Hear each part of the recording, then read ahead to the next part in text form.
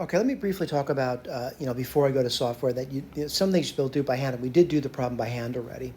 And one thing I wanted to emphasize is that graphing is also possible to do by hand pretty quickly. And I know it's, sort of like something's happening at -5. So I'll just put -5 over here. And I know it's a line, 2x plus 1. And then I'm thinking what that line looks like, a slope of 2 and a y-intercept of 1. So I'll put this over here. All right. By the way, I'm gonna clean up the line in a second. I'm just looking at the line 2x plus 1. And at -5, that's going to be -9. So I'm going to put that over here somewhere. So I'm going to say this looks like this over here. And I'm kind of extending it over the piece of paper I got over here. All right. And what I know about this thing over here is, maybe I better do a better picture than that. Let me erase this over here.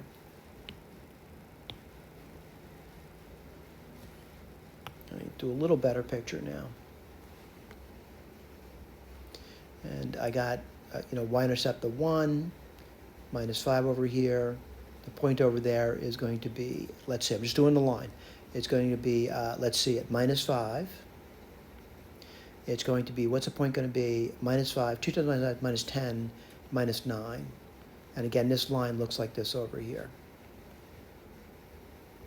All right, what I'm going to do is I'm going to start to erase things that's not true. And it says x has to be less than -5. So I'm going to get my eraser out and erase things. Let me get a smaller eraser over here.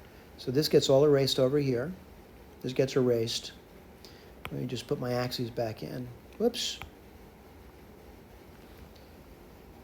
I'll put a little circle there, and I got that point. And the next thing I'm going to do is, the parabola now. And the parabola, let's, I got to extend this thing over here, has a y-intercept of -12. I'm going to put this over here. And it opens upwards like this.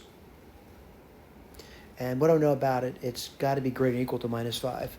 Well, what is it at -5? It's going to be, let's take a look at this. It's going to be -25. I'm sorry, plus 25. Sorry about that. -12, which is going to be 13. All right? So what do I know about this thing? This thing shoots up like this. Not doing a very good job over there. And then it's going to be over there.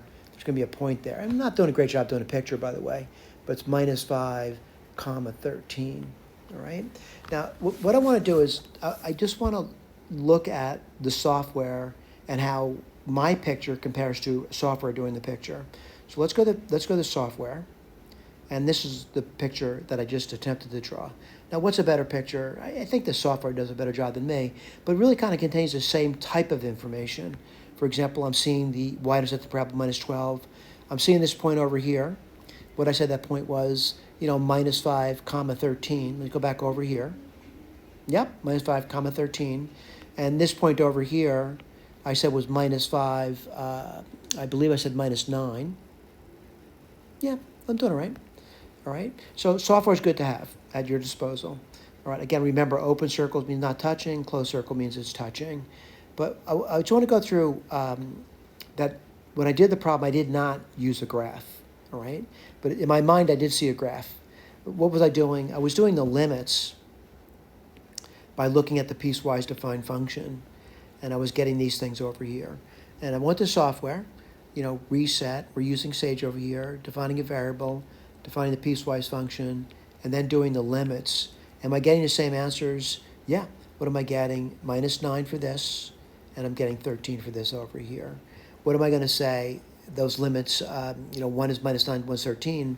What do I know? I know, looking at those two, I know the limit as x approaches -5 of f of x is a d and e. All right? Thank you.